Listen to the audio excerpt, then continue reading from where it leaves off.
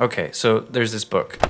It's called The Dictionary of Obscure Sorrows, right? And the author, John Koenig, I think that's the power of words, to make us feel less alone.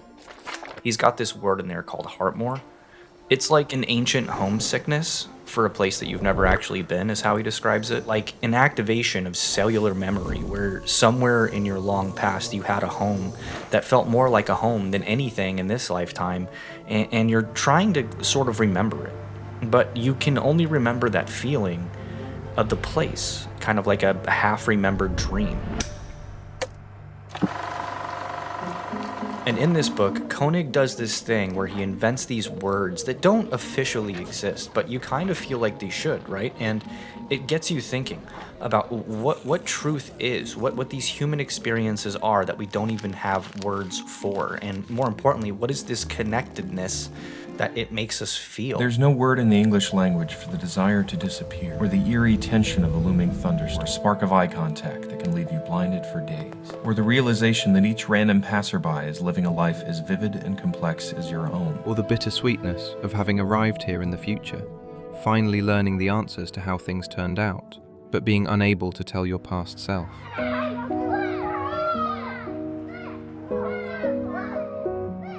And that's where Werner Herzog, the documentary guy who made Grizzly Man and a bunch of other really cool movies, he comes in with this idea of ecstatic truth, which is basically the idea that sometimes you tell a kind of lie to get to a deeper truth. It's not about cold hard facts, right? It's about something that resonates on a more emotional human level. It's a truth beyond truth. I've always tried to dig into something much deeper. Facts are something very superficial, and they ultimately get the accountant's truth.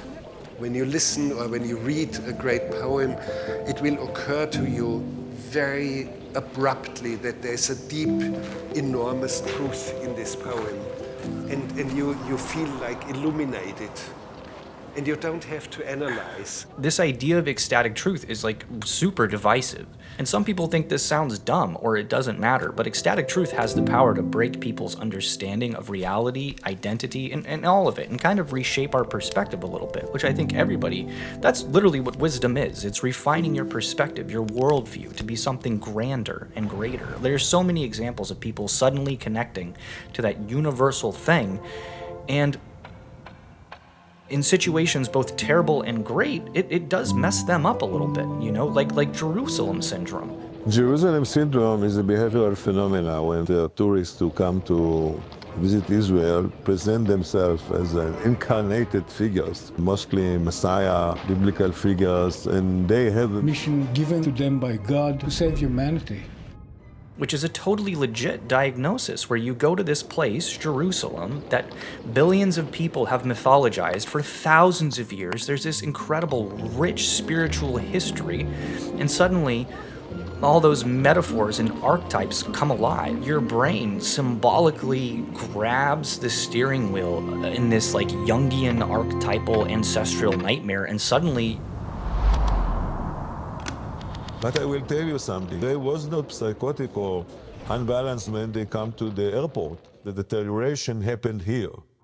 You're running around like, I'm John the Baptist, or I'm Jesus the Messiah, and it's so weird. This is like your mind's inability to handle that powerful ecstatic truth juice, almost, But there's like an example that swings the other way too, right? Like it's called Paris syndrome. Which sounds similar, but it's actually the exact opposite. And it's not a joke. It happens to travelers who've built up Paris in their minds as this kind of perfect fairy tale of romance and pastries and accordion music. And then you get there, and the actual city is just like anywhere else. Like, sure, the bread is good, but there's dudes trying to sell you plastic Eiffel Towers every 10 steps. This is Paris. That's me running for my life after flying here to expose scammers like this. Okay, give 10 euro, my friend. Maybe I come back. And it's just filled with other tourists, and you haven't heard a single fucking accordion since you've been there.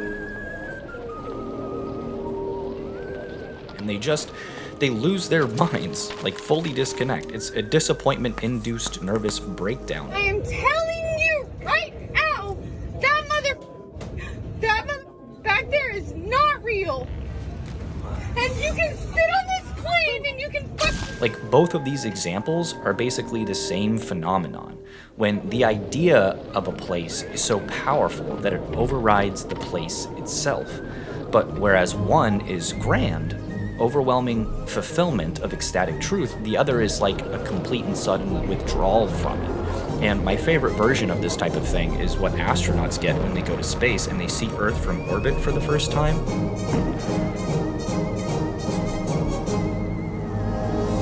They get this thing called the overview effect. You are not.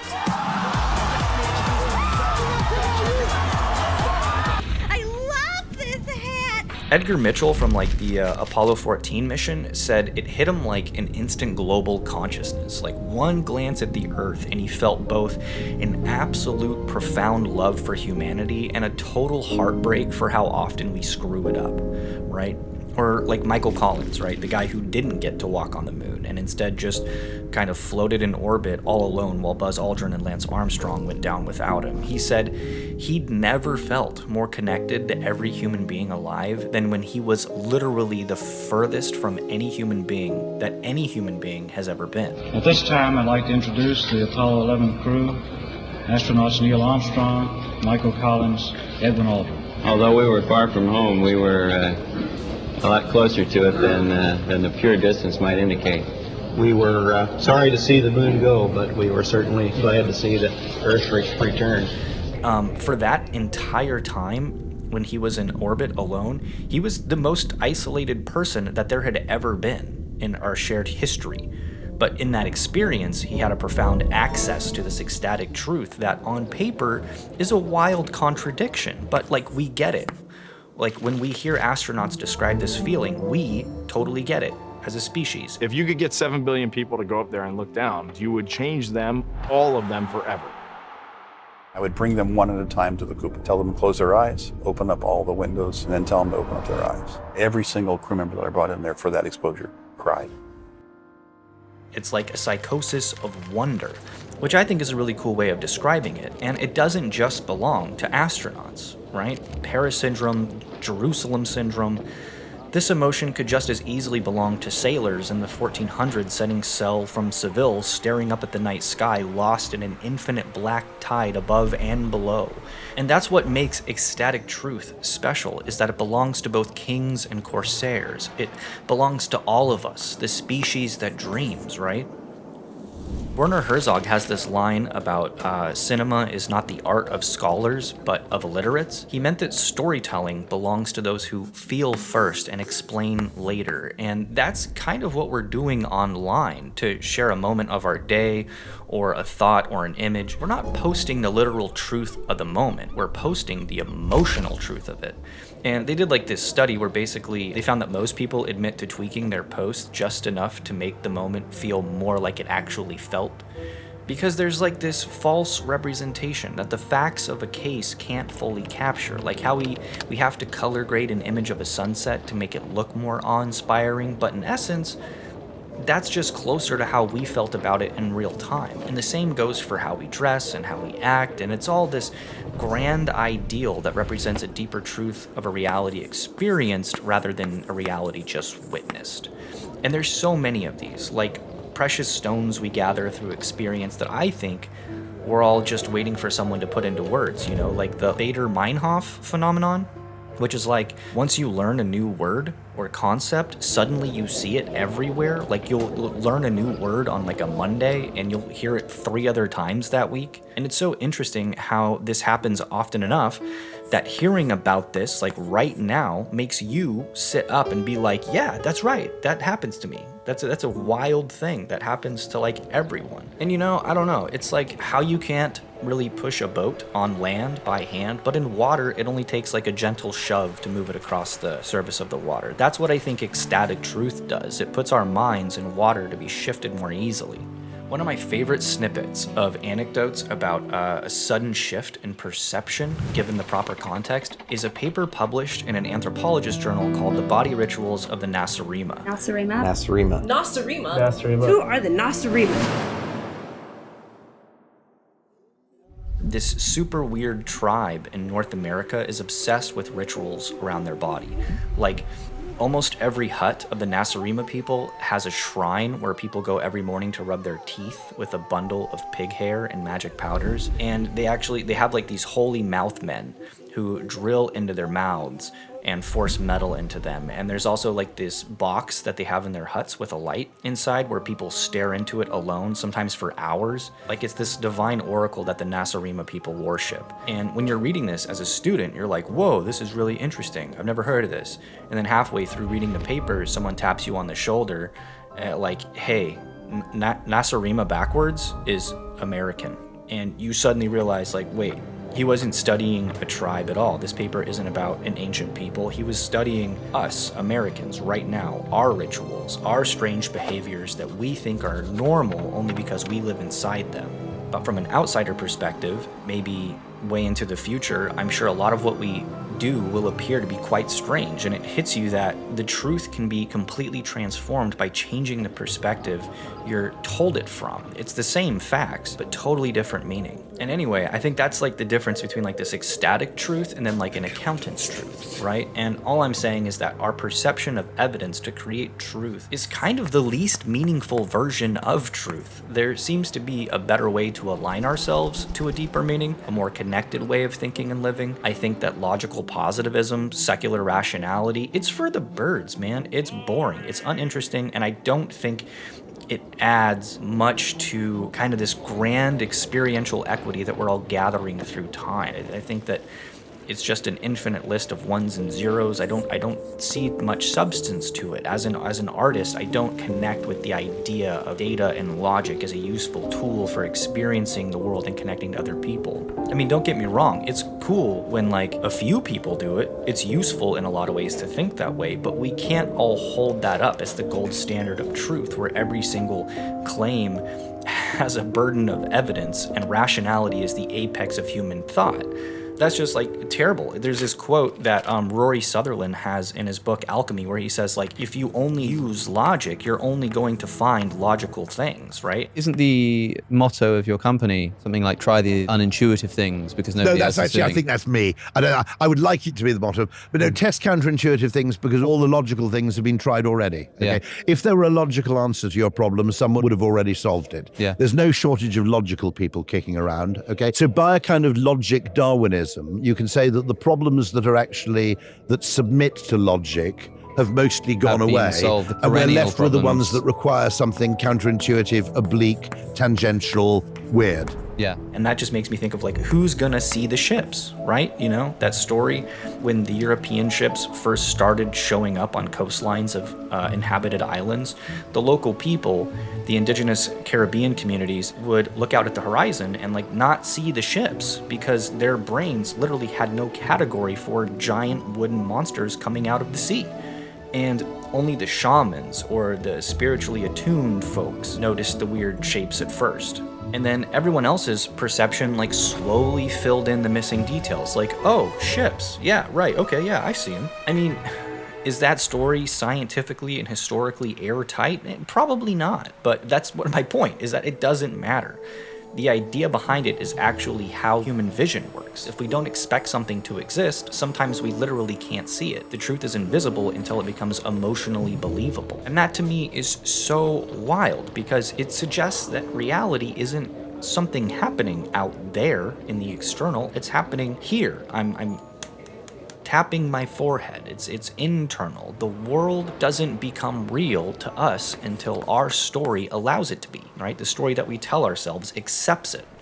And if we're floating through this super weird reality that we barely understand, I don't think I want people in lab coats who dogmatically define the edges of the world with only what they can see to be the ones telling me what truth is, what it means, and how I should feel about it.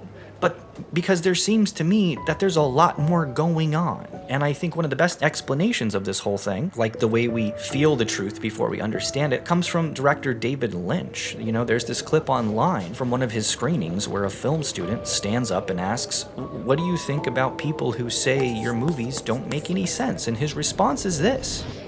I think I love ideas. I like a story that's got some concrete, structure, but also holds abstractions. And David Lynch, instead of getting defensive or giving some pretentious performative answer, he just thinks for a second and goes, life is filled with abstractions, and the way we make heads or tails of it is through intuition.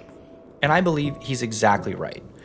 Most movies nowadays panic if the audience isn't spoon-fed every detail and ushered into a tidy ending, or if the story goes off the rails a little bit to explore something on the side.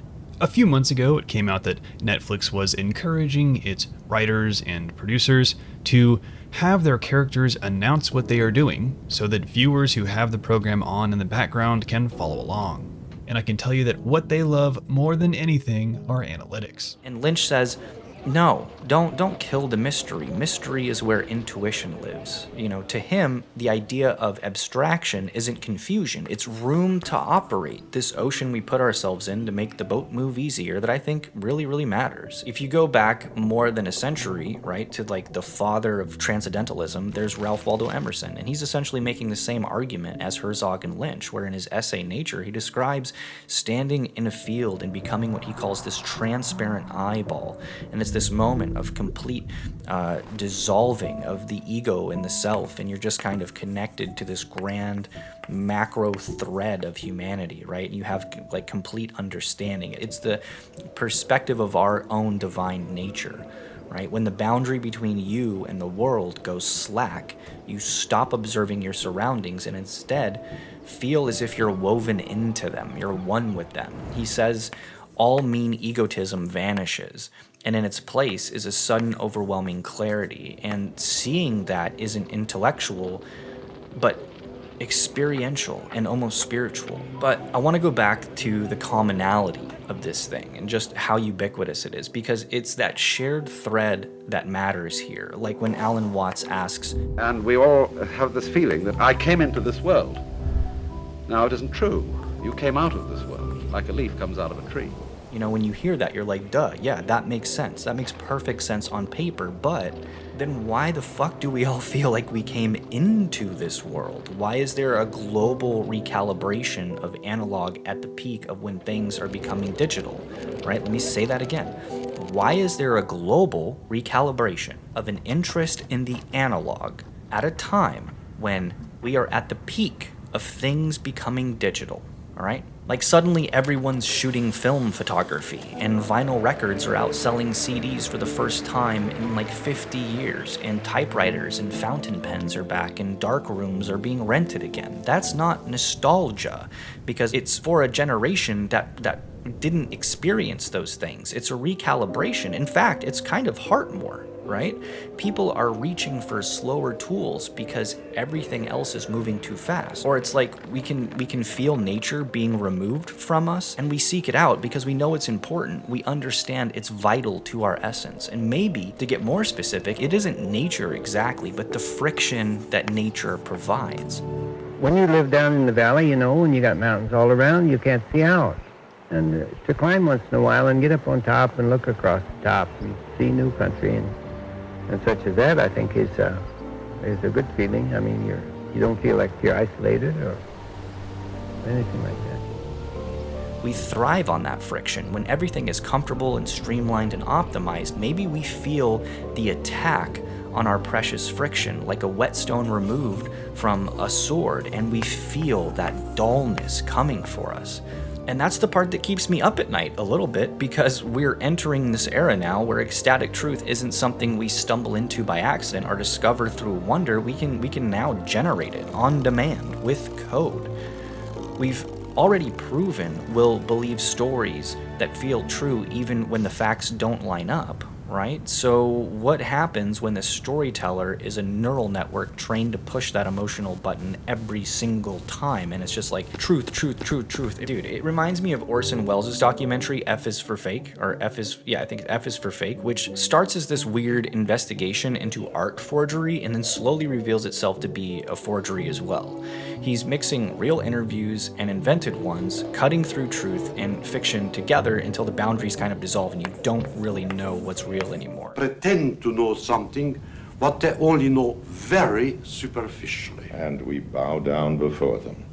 They're God's own gift to the faker. All the world loves to see the experts and the establishment made a fool of. And the point wasn't to trick the audience. The point was to show how easy it is to move our minds from one place to another when confidence and rhythm and storytelling are all involved.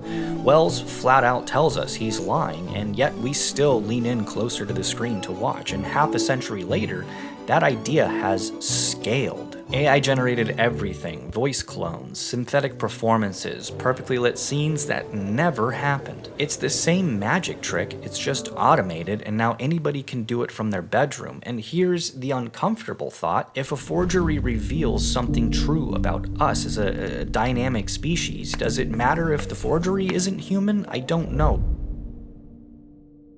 It's that old nutshell with two robots that the guy made back in like the 50s that search for light, you know? It's like mimicry versus true understanding and authenticity, right? Does it matter? I can't quite tell if this concept of AI being able to create ecstatic truth challenges the concept of ecstatic truth by saying, hey look, the truth is truth no matter where it comes from. Or if it reinforces the idea of ecstatic truth by saying the exact same thing. And this is the road we're all barreling down when it comes to truth now that AI has entered the picture. I think my optimistic takeaway from all these thoughts is that ecstatic truth as a concept is self-evident when felt, right? And if Lynch calls this process intuition, and if Herzog calls it poetry, and if Koenig calls it heartmoor, Wells calls it magic. Up to your old tricks, I see. Why not? I used to be a magician, sir. I'm still working on it. You know, we're all talking about the same thing here a little bit. Sam Altman, the CEO of OpenAI, he calls it alignment. All of them are describing the same thing, the invisible bridge between fact and feeling, reality on paper versus the one outside your window, and we're kind of exploring what happens when those two become one. Because even if the next century belongs to code or to simulations of empathy or hedonism and algorithmic intuition whose mimicry makes us challenge what it means to be human or conscious or whatever, there's still something beautifully unreliable about being human, a nature and a friction. We'll still tell stories that we know aren't factual just to make sense of our day, and we'll definitely still cry at films we know aren't real, and find catharsis in doing so. And that's my point in all of this. Ecstatic truth has always belonged to us, the species that dreams, exaggerates, and mistakes imagination for evidence, but somehow builds meaning out of all of it, into this narrative of identity that sometimes we can break through to see that there's something deeper that lies in wait for us, a way to move and have our being in this mad, mad world. And for all our machines and our alignment models, there's still this ancient impulse in us to reach across the firelight and to tell someone what it felt like to be there, to turn life into language like our ancient ancestors did. And you know, it's kind of funny. For all these great thinkers, creatives, filmmakers, scientists, and philosophers all working and edging towards a common truth, I still think it was a penniless drunk poet who perhaps said it best when he said, "Your life is your life. Don't let it be clubbed into dank submission. Beyond the watch, there are ways out. There is a light somewhere. It may not be much light, but it beats the darkness. Beyond the watch, the gods will offer you chances. Know them. Take them. You can't beat death, but you can beat death in life, sometimes. And the more often you learn to do it, the more light there will be. Your life is your life. Know it while you have it. You are marvelous. The gods wait to delight in you." The Laughing Heart by Charles Bukowski. And maybe that's what Charles Bukowski understood better than anyone, is that the truth doesn't always arrive as this grand revelation. Sometimes it just shows up as survival, which is pretty fucking convenient considering even the least among us can commit to the small, stubborn act of staying alive in spite of everything. Because even in a world of algorithms and deepfakes and fabricated meaning, we still have one irreducible thing Bukowski's talking about. Light to beat the darkness. The darkness is nihilism, believing that all is nothing and everything is futile. And light is hope and meaning and connection. We are still very much creatures gathered around the fire, filled with heartmoor, who find meaning wherever it's buried because we can't survive without it. We can't find our way in the world. And interestingly, we refuse to accept that we were born strangers here. And there's a God somewhere waiting to delight in us each time we discover a new ecstatic truth and peek behind the veil to glimpse the very thing that was hidden from us at Eden. Oh, hi. I made a Patreon. I don't really know how it works, but if you want to check it out, I'll put like a little QR code right here. You can just scan it, make it easy. I'll also leave a link in the description. I made like my first piece of merch too, which I think is super cool. Yeah, what's up? You want to do it with me? Yeah. All right. I guess so. All right. Sign up for Patreon. Buy merch. Like and subscribe. Like and subscribe. And peace out.